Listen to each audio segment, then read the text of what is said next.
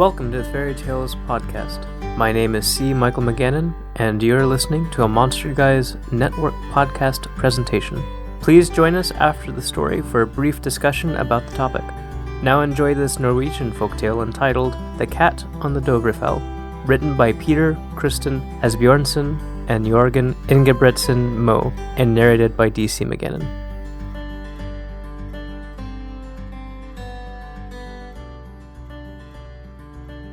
Once upon a time, there was a man up in Finnmark who had caught a great white bear, which he was going to take to the king of Denmark. It so happened that he came to the Dovrefell just about Christmas Eve, and there he turned into a cottage where a man lived whose name was Halvor, and he asked the man if he could get house room there for his bear and himself. "Heaven never help me if what I say isn't true," said the man, "but we can't give anyone house room just now. For every Christmas Eve, such a pack of trolls come down upon us that we are forced to flit and haven't so much as a house over our own heads, to say nothing of lending to anyone else." "Oh," said the man, "if that's all, you can very well lend me your house. My bear can lie under your stove yonder, and I can sleep in the side room." Well, he begged so hard that at last he got leave to stay there. So the people of the house flitted out, and before they went, everything was made ready for the trolls. The tables were laid, and there was rice porridge, and fish boiled in lye, and sausages, and all else that was good, just as for any other grand feast. When everything was ready, down came the trolls. Some were great, and some were small. Some had long tails, and some had no tails at all. Some, too, had long, long noses. And they ate and drank and tasted everything. Just then one of the little trolls caught sight of the white bear, who lay under the stove. So he took a piece of sausage and stuck it on a fork, and went and poked it up against the bear's nose. And he screamed out, "Hey, Puss Puss, will you have some sausage?" Then the white bear rose up and growled, and hunted the whole pack of them out of doors, both great and small. Next year, Halvor was out in the wood, on the afternoon of Christmas Eve, cutting wood before the holidays, for he thought the trolls would come again. And just as he was hard at work, he heard a voice in the wood calling out, "Halvor, Halvor!" "Well," said Halvor, "here I am." "Have you got your big cat with you still?" "Why, yes, I have," said Halvor. "She's lying at home under the stove, and what's more, she is now 7 kittens, far bigger and fiercer than she is herself." "Oh, then we'll never come see you again," bawled out the troll away in the wood, and he kept his word, for since that time the trolls have never eaten their Christmas brose with Halvor on the Dovrefell.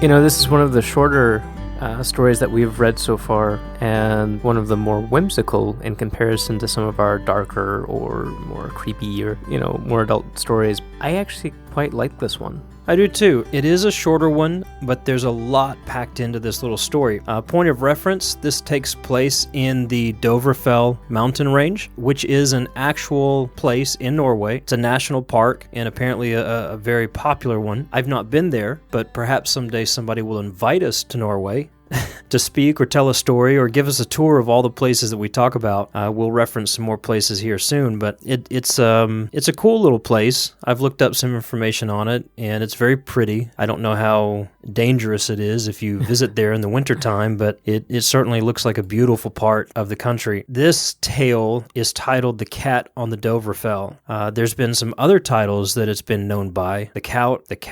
I don't know what a cout is. Is that like a mix between a cow and a cat? I was thinking a cow coat? Something like that. But it's also known as the Cat on the Dovre Mountain, also known as the Trolls and the Pussycat, which we'll reference as a part of the story element, one of the story elements here soon. And some people have called it the Man and His Bear, which I think is the title of a painting illustrating this story from the late 1800s. So it's had some different titles, and it's been actually a pretty popular fairy tale, specifically in this part of the world. And so it's... It almost reminded me of like a reverse Goldilocks, where the bigger creatures a little bit, but it doesn't have... Okay, but I see where you're going with that. Maybe not quite the same, but a little bit. So the story begins with a man who has caught a bear. Which is pretty epic to start out with. It is. If you just stop to think about it, it's a pretty awesome dude. Yeah, and it doesn't really tell us how either. It doesn't tell us how, but it is a great white bear. Yes, but considering the fact that... And he was going to give it as a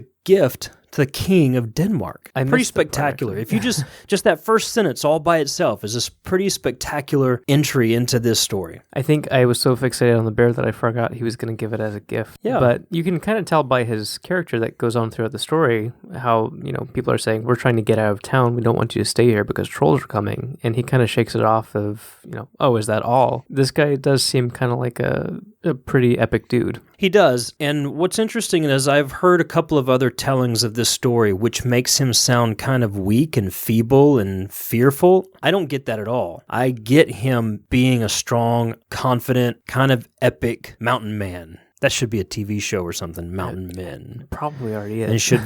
And should feature this guy with his great white bear. Facing down trolls. But anyway, I do get that he's a confident, if nothing else, individual. You have to be at some level of confidence to catch a great white bear. But then he goes to this inn, there's no room, yet he finds a way. Well, that's kind of the funny thing is he doesn't really even have to do anything from that point. And we'll get into this more later on, how trolls are kind of perceived in the story. But, the trolls lumber in, start eating, and then almost out of a kindness to themselves, they reach out and try to feed what they think is a cat and is really his bear. Yeah, but let's go back a little bit first. You were talking earlier how this reminded you of one of our previous episodes on the Monster Guys podcast. Yeah, it would be important to reference those. We did an episode on trolls. We did a whole segment last year through the winter, or through the Christmas season, I think, on Scandinavian creatures, and we started that off with an episode on trolls, which was one of our more popular episodes. People have asked us to do more on trolls. It was a very fun and informative episode. Very fun, and trolls are a supremely interesting creature. So we definitely would be diving back into the topic of trolls in the future, but if you want to dive in a little bit deeper, go back to that episode. We'll try to reference it in the show notes. Certainly of interest that we've covered this topic, and even though they're not necessarily the main character here, they're heavily referenced, and they're certainly pivotal for this story. Well, I think there are two episodes that we do need to talk about. The troll episode that we first did, and also one of our later episodes on trolls, speaking of the Yule lads. Yes. Which are the Christmas trolls. Which we see some kind of correlation or crossover here. I was asking you earlier, some of the things that they were doing to prepare for the trolls, are these traditional things? Are these regional things? And you pointed out, just based on that episode we did on the Yule lads, how there's a great deal of crossover there. There is, and I kind of want to read more into the topic, but a few things stand out in particular. Number one, that talks about how the table is cleared, and how sausage is set out, and how, I think it was rice porridge that was set out, fish boiled in lye, sausages. Those are all foods associated with certain Yule lads. Yeah. There's a Yule lad or a Christmas troll that comes specifically for the sausage, one that comes for porridge or rice pudding or different foods like that. And then there's one that also comes to kind of scrape the lye or the fat out of the pan. Yeah. So those all immediately pinged my interest, and it made me wonder if this pack of trolls was a regional variant on the Yule lads. Usually, of course, the Yule lads do come one by one, once per day, throughout the Yule season. But a lot of stories in Scandinavia that have to do with trolls, this will reference Satterhood, which is another story we did on the Faerie Tales podcast. They come in packs during the winter as trolls and witches coming to just kind of make a ruckus or steal people or things. So it was kind of an immediate recognition for me that this could be just another version of these guys coming in. Well, you have different elements. I mean, the Yule lads come in individually, but yet in this story, it's kind of this conglomerate of preparation for the trolls. In this story, as in so many other Scandinavian traditions and stories, the trolls come in the pack. Yep. And they're big and scary. They describe them with tails, some without tails, long noses, some big, some small. So you have a wide range of troll types here. And let's remember, going back to that first episode on trolls, that originally trolls were almost godlike. Trolls were almost frost giants. They were prophets and priestesses and magicians and sorcerers all to themselves. And over the years, through the telling of story and the changing of folklore, they started to dwindle down into some of those just more rough, almost stupid beasts. And they've been dumbed down through the storyline. You definitely see that here. And another point of interest is Grilla, the troll that is kind of the mother of the Yule lads. Mm-hmm. Originally, she and the Yule lads were said to be fierce, vicious creatures who would eat people. And then it got so bad at one point that, as we said in one of our other podcasts, they actually made a law that you couldn't tell some of those blood-curdling tales. It had to be kind of watered down. Yeah, they were too fearful for children. Yes. The whole idea of Grilla and the Yule lads coming down to eat people and she would eat the children and everything makes sense why the people in this story, in the inn, would all leave the inn during that time because they were probably afraid to be eaten. It does. It also shows the reverse, though, where it's starting to get into more of that playful or silly nature of trolls, or that dumbed-down look, because they go to feed a bear and they think it's a cat. Right. And I was going to say, very next thing was, here we have a troll that looks at the bear and thinks it's a big cat. Yeah. Which, to be honest with you, when I first heard this story and read that, I thought it was a typo. I was like, they didn't fix that typo back in the 1800s. They're talking about a bear, but no, it was actually kind of that dumbing down element of the trolls where they didn't realize it was a bear. They thought it was a big cat. Right. And so he calls out, sometimes they say puss puss, some stories, retellings call it pussycat. Some of them just call him a pussy. They have all these various names for the cat, but it's very clear that the trolls are speaking to what they believe is a big cat and trying to feed it a sausage.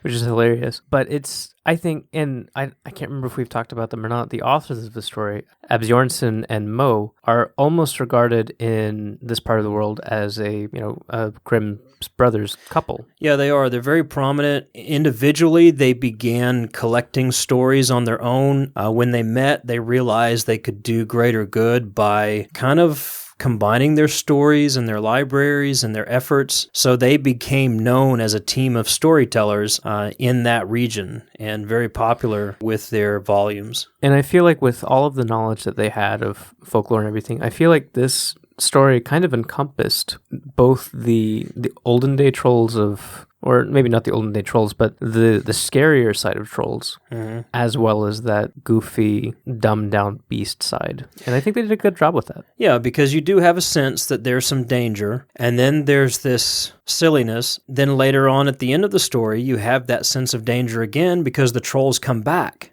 and they cry out, "Do you still have your big cat?" And Halvor, basically says, "Yeah, but now I got a whole litter of them that are even worse than the mothers, so beware." And the trolls never come back. I love the troll's response, though, we just won't come to see you anymore. Yeah, then we'll never come to see you again. Bawled out the troll away in the wood. It's funny because it has a very funny character and personality to that statement. Well, yeah, and then I like the next phrase because he says, "And he kept his word." Well, I guess we shouldn't expect a troll to keep his word, except for the troll felt outdone. So now he's not going to come back. And since that time, the trolls have never had Christmas with Halvor again. Or in Dovrefell, apparently. Yeah, apparently. So a fun story overall, and like I said, a bit of a shorter one, but one that actually packed in quite a few nice details. Yeah, it had a lot in there, and I liked that it was a little Christmassy. You chose this story for this time, this month, and I'm glad because it took us to a Christmas Eve and gave us a proper setting. I did, and I There's another story that is currently in the works that we're both working on, and I was wanting to do this one, or this next story that we're doing now, but I feel like this was a better fit with Christmas being right around the corner, and I feel like the other one, while it's still a wintry month, will be less about Christmas and more about that actual winter. So it may be better for the next harsher winter story.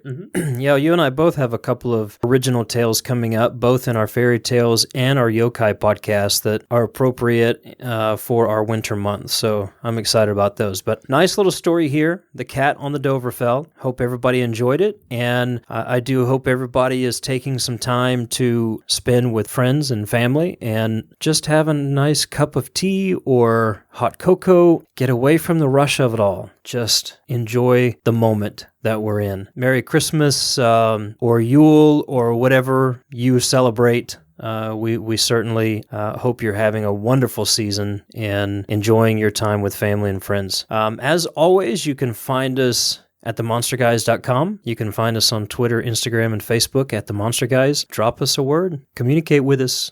We will communicate back.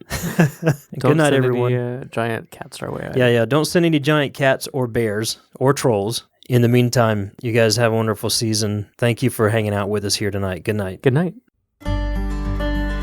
P.S. In our discussion, we realized that we failed to mention the Yule cat. And it's interesting because we brought up the Yule lads and Grilla, and we brought up some of those stories that kind of seem to influence and inform this story. But you know what? The great white bear being confused by the trolls as a great cat makes perfect sense, Michael, that could have been the Yule cat. It could. And for those who are not familiar with the Yule cat was a pet of Grilla. Yep. Giant cat. So if we are talking, if for some reason this pack of trolls is similar or even the same as the pack of the Yule lads, it would make sense that a giant cat wouldn't be too out of place to them. And then when it starts to go, and when they try to feed it, that's not too out of place either. But when it kind of rears back and starts to hunt them out the door, as the story says, that makes a whole lot more sense. They might be thinking the Yule cat. Unconfirmed, but a thought for you. It's just a listeners. thought in Postscript. Thank you, everyone. Good night again.